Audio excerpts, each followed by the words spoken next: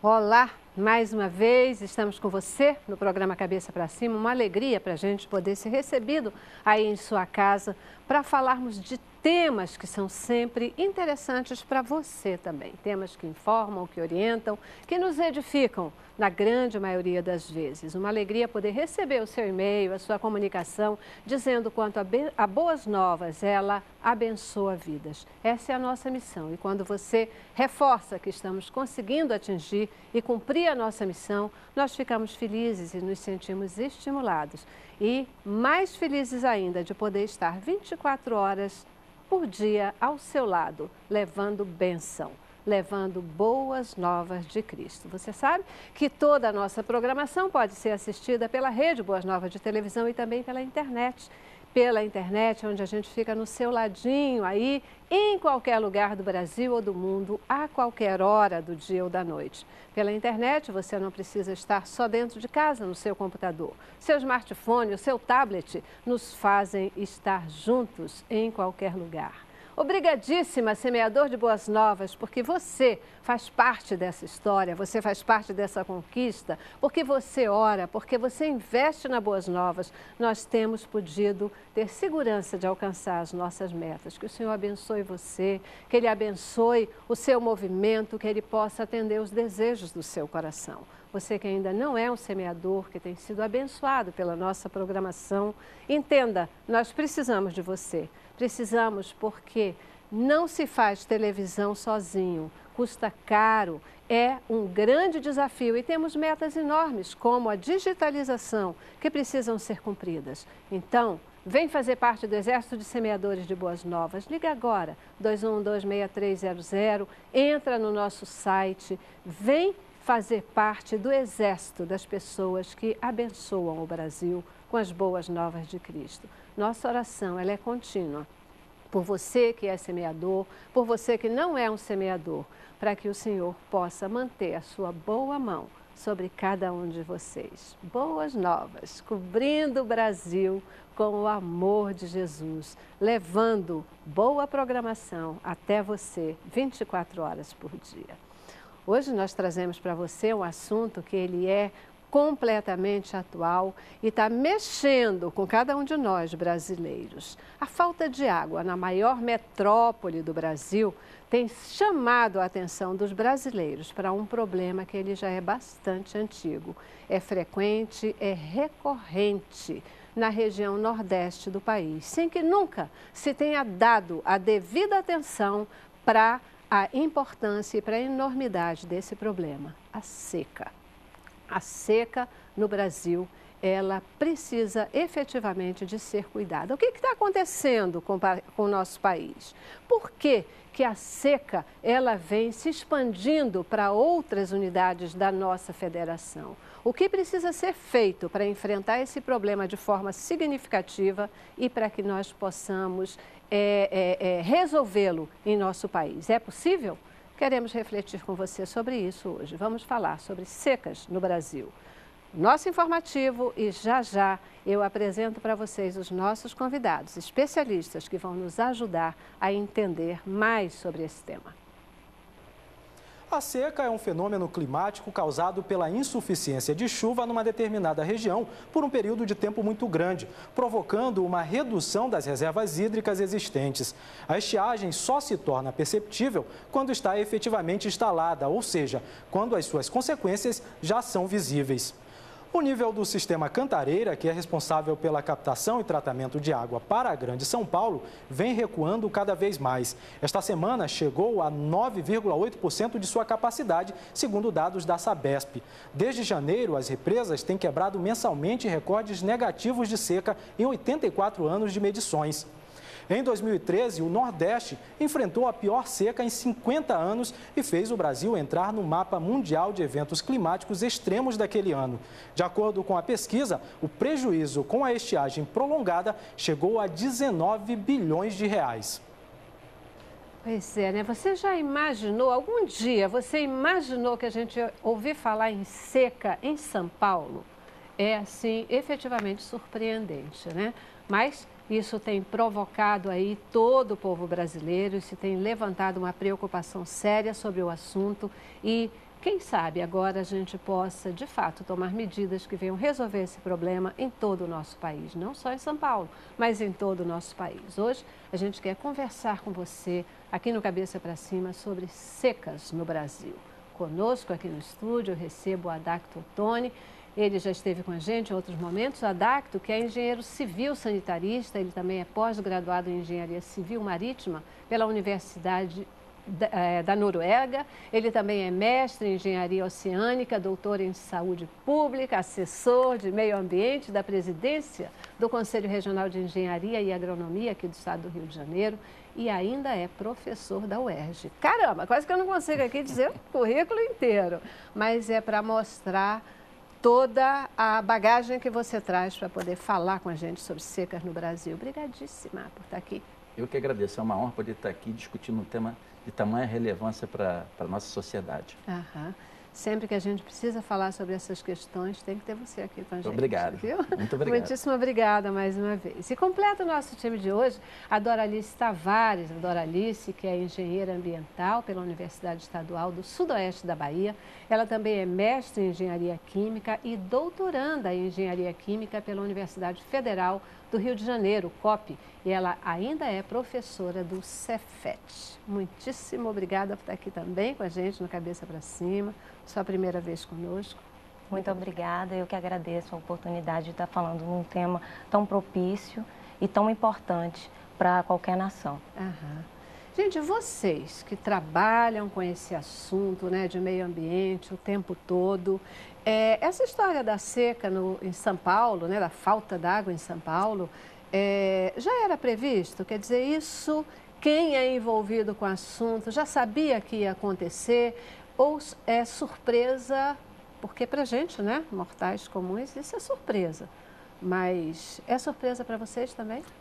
Posso falar? Pode. Eu acho que o que está acontecendo hoje em São Paulo, na região sudeste e no Brasil, né, para mim é uma tragédia anunciada, né? O brasileiro, ele vê todo ano o que nós sofremos na época de chuva. Eu acho que todo brasileiro, né, que principalmente nós temos problemas de chuvas intensas, é problema de enchente com calamidade pública. São Paulo, há 6 meses atrás, final do ano passado, estava com tragédia de enchente. Aí você vê o que está acontecendo hoje, e aí você vai dizer que esse problema é falta de chuva. Isso é bem... Ano seco, o que você tem em hidrologia, você tem trens de anos secos, trens de anos médios, trens de anos úmidos. No Nordeste, você tem problema de ano seco. Houve um ano chuvoso, com pouca chuva esse ano, foi um ano anormal, mas não justifica estar nesses níveis. Eu não tenho dúvida, apesar de um dos fatores que possam estar influenciando nessa seca aí na região sudeste, especificamente em São Paulo, Paraíba do Sul está sofrendo também, a bacia do Paraíba do Sul, pode ser o problema das mudanças climáticas que podem estar afetando, mas eu não tenho a menor dúvida que o principal responsável é a falta de gestão, esse desmatamento descontrolado. A bacia do Cantareira, ô Celeste, ela chove 1.600 milímetros naquela bacia. Há 6 meses atrás estava com inundação ali. Aí você tem esse problema da seca, onde a população está sofrendo. Aí o governo de São Paulo quer, de forma simplista, vamos tirar a água do Paraíba do Sul para resolver um problema, ao invés de resolver o problema na própria bacia. Então, eu não tenho a menor dúvida que o Brasil sofre, não é só o problema de São Paulo, com um problema de má gestão das bacias. Você vê na Amazônia, há 3 anos atrás, aconteceu o que eu nunca pensava na minha vida, seca na Amazônia. Hoje, nós estamos com enchente, com calamidade pública, há poucos meses atrás. O Nordeste está frequentemente com seca, mas você vê enchente, quando chove tem enchente. Fortaleza é uma cidade que se dá ao luxo, que tem problema de seca, de jogar esgoto em emissário, 99% em emissário submarino, 99% de esgoto é água. Então, as políticas públicas estão totalmente inadequadas. O Paraíba do Sul, hoje em dia, houve uma redução. Eu faço parte do comitê da Bacia do Guandu, representando o CREA lá. Já está em 10% de redução da vazão que costuma ser feita de transposição para o Rio de Janeiro. E, na realidade, choveu muito na bacia, mas a bacia está toda degradada como a bacia do Cantareira. Então, eu acho que existe solução para o problema, só que as políticas públicas estão na contramão da sustentabilidade. A única solução para o problema, você recuperar a capacidade de produção de água da bacia, que chove muito nas bacias brasileiras. O problema é que a bacia está doente. Então, o que acontece todo ano? É chuva com calamidade pública, erosão, inundação, essa água escoa, vai para o mar, se transformando em água salgada e não fica retida na bacia. Não adianta construir grande barragem. A grande barragem, o que adianta? Você vê em São Paulo barragens enormes e o Rio não tem água. Você tem que recuperar a capacidade de produção de água dos nossos rios. Tá certo. Vamos já entrar no mérito disso daqui a pouco, né? Nessa questão de como enfrentar esse problema, como a gente buscar resolver. O que você acha, Doralice? Também tragédia anunciada? Você é da mesma opinião? Também concordo com ele. Só para completar, além do mau gerenciamento dessas bacias, tem também a questão da poluição. Então, o efluente, ele é lançado sem tratamento algum. Aí você, além de retirar a água para o abastecimento, você ainda está poluindo mais. Então, é uma questão de gerenciamento, de saneamento básico, que você tem que tratar aquilo que você está utilizando para você devolver para o ambiente de forma saudável e que você pode reutilizar. Vai só esperar chover para encher as nascentes e completar esse déficit de água? Não. Você tem que pegar essa água que você está utilizando, que o Estado utiliza, que o país utiliza, tratar, ter um tratamento adequado e reutilizá-la de forma sadia. Só para complementar isso que ela falou, um exemplo é o Tietê, que passa em São Paulo. É um rio que passa em São Paulo, mas ele está tão poluído, então se a poluição chegar a um certo nível, você não consegue tratar aquela água.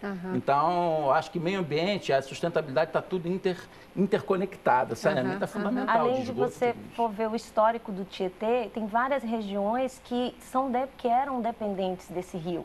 Não só a cidade de São Paulo, porque a cidade de São Paulo poluiu todo e é inadequado você utilizar aquele rio. Mas existem algumas regiões do interior de São Paulo que utilizam aquele rio para o abastecimento local, uso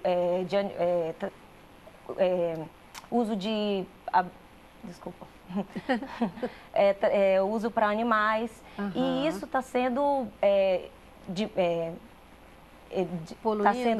está sendo minimizado por conta dessa poluição e da degradação desse rio. Não só das margens, mas o excesso de efluentes jogados sem tratamento. Vocês imaginam que vocês consideram que essa questão de repente, São Paulo, né? São Paulo, faltando água em São Paulo, a maior metrópole do Brasil, quer dizer, o lugar onde a gente imagina que possa ter o melhor controle dessas questões todas. Isso pode mexer com o Brasil como um todo e não só os governantes, mas o público também começar a prestar atenção no que está acontecendo com a questão das águas no nosso país? Você tem dúvida? Por exemplo, São Paulo, hoje em dia, nós estamos terminando a estiagem, certo? Está com essa carência de água. Daqui a um mês começa a chover. Final de outubro vai acabar essa tragédia. Acontece o seguinte, o Rio de Janeiro é a mesma coisa, mas acontece que está faltando água hoje.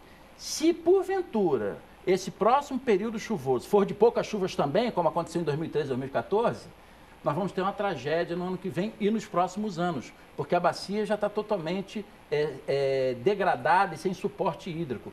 Eu queria fazer uma complementação dessa brilhante exposição que a Doralice fez, a importância da floresta. Quando você tem uma bacia com floresta, o coeficiente de Hanover, para o nosso telespectador entender, é o coeficiente de escoamento superficial. Uma bacia com floresta, o coeficiente de Hanover, que é o coeficiente de escoamento superficial, é 0,15, 0,20. O que significa dizer? Aquela chuva que cai na bacia, só 15 a 20% que escoa superficialmente vai para o rio. 80 a 85% o solo, o húmus do solo e a floresta seguram e infiltram. Agora, se você desmata e o solo fica impermeável, como é o caso de São Paulo, a cidade de São Paulo está praticamente quase que 100% impermeabilizada. Aquela mesma chuva, o Hanover, em vez de ser 0,15, 0,20, é 0,8, 0,9. O que significa isso? 80 a 90% da mesma chuva escoa superficialmente vai para o rio, só infiltra 10, 20%. É o efeito contrário. Então, o que está acontecendo hoje em dia? Pela falta da floresta, e não é só problema de São Paulo. A Amazônia é a mesma coisa, por esse desmatamento acentuado da floresta amazônica. O Nordeste, a mesma coisa. A Mata Atlântica, ô Celeste, você sabia? 95% da Mata Atlântica acabou, só tem menos de 5%. É um absurdo. Então, o que a gente, esse desmatamento é o grande fator degradador. Não é só o desmatamento em si, o desmatamento com uso e ocupação desordenada do solo, pecuária desordenada, que ela começa a compactar o solo, atividade de extração, que você desmata para extrair minério, aquilo tudo vira uma paisagem lunar, tudo impermeável. Então, é o caos total. Se você for olhar hoje, né, a foto da bacia hidrográfica do sistema Cantareira, nosso telespectador pode dar uma olhadinha no Google, bota bacia hidrográfica do sistema Cantareira, fotos, vai ver foto, tá tudo careca. Então é um absurdo como que deixaram isso acontecer. Agora, quem está pagando essa falta de gestão, essa incompetência, essa negligência na gestão ambiental é a população. Sabe por quê? Porque a população está sofrendo com abastecimento de água, a população brasileira está sofrendo com o problema do risco de apagão, porque o nível da água reservatória está lá embaixo. E o que está acontecendo? Na época de chuva, você tem enchente, aquela água preciosa, chuva é tesouro, é perdida. Então, o que nós precisamos fazer, não tem muita complicação, é reverter o processo, é começar a implementar obras e intervenções para reter água na bacia, para fazer o que a floresta faz. Infelizmente, a gente não pode reflorestar tudo. Mas eu acho que há solução, só que essa solução não pode esperar nem para o próximo ano. Você tem que começar já. Se nada for feito já para preparar a bacia para essas próximas chuvas, vão começar em poucos meses, na estiagem do próximo ano, nós podemos... Nesse ano não vai acontecer nada, porque daqui a pouco começa a chover. Mas se nada for feito, a partir do próximo ano, se houver um novo período de pouca chuva, aí eu vejo a situação bastante perigosa. Perfeito. A gente vai precisar ir para o nosso intervalo, a gente vai dar uma paradinha e eu queria entender com vocês porque a gente tem uma situação histórica no Nordeste, né? Uma situação histórica de seca. E aí a gente está falando agora, todos os olhares se voltam para São Paulo. Mas por que o Nordeste é tão seco? Por que que isso tem esta característica no nosso país? O que que vai mudar? O que que pode mudar? O que que faz com que a seca de lá não seja tratada e será que é por isso que isso se reverbera na situação social, na pobreza daquela região? Vamos olhar para o Nordeste um pouquinho, falar do Nordeste com relação à situação de seca. Tá legal? Intervalo, voltamos já. Cabeça pra cima.